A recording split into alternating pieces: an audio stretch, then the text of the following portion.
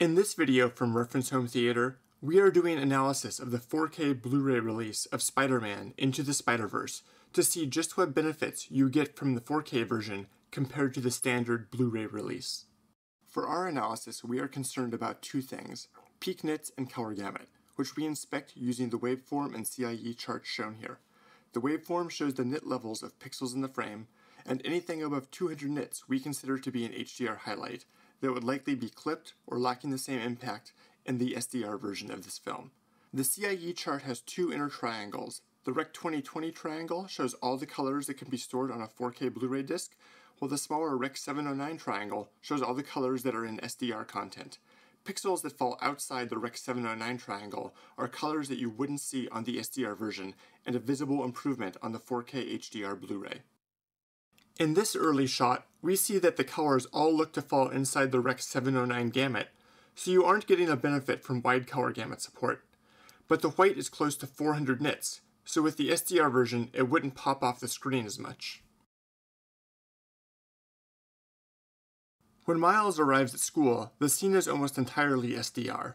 There are some peaks close to 200 nits, but nothing major, and the color gamut occupies almost the entire Rec 709 space, but only has a tiny bit that falls outside of it. The standard Blu-ray and the 4K Blu-ray would look very similar in this scene.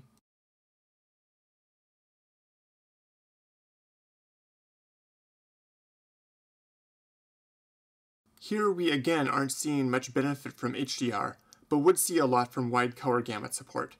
The reds and blues fall outside of the SDR color gamut, so they won't appear as rich and saturated when watching the Blu-ray instead of the HDR version. Once again, we are seeing that the reds would lack the saturation and intensity in the SDR version, but also that we would lose the HDR highlights in the windows. You can't see anything outside of the windows, as the HDR is being converted to SDR for this video, but on the HDR version, you can see details outside of the windows while they are still bright.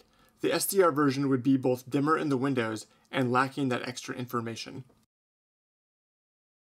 This scene really shows HDR and wide color gamut working together.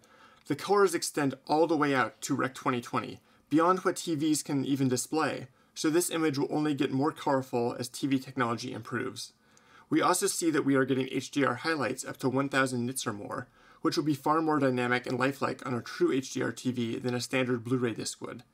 This scene will clearly look far better, with more dynamic range and vibrant colors, on a proper HDR TV when watching the 4K Blu-ray.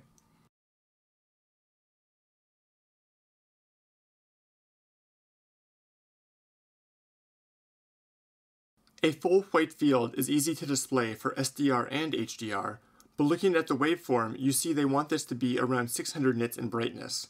Most SDR TVs peak at around 300 nits in brightness, and even an OLED can only do full field white at around 150 nits. This would only be the full brightness and full impact on a higher-end HDR LCD TV. Looking at this information, we can see that Into the Spider-Verse on 4K Blu-ray is going to offer a superior viewing experience over the standard Blu-ray disc. It uses HDR for brighter highlights throughout the film, and the SDR version will miss the extra impact and detail that provides. Wide color gamut is used continually, from Spider-Man's suit to the other bright, vivid colors used throughout the film. Because it gets close to Rec 2020, this is a film that will only look better as TV technology improves as well. Beyond that, the image here is sharp and detailed, the Atmos soundtrack is fantastic the whole way through, and it was my clear favorite movie for 2018. If you want to watch Into the Spider-Verse, which I highly recommend, the best way to do it is on the 4K Blu-ray disc.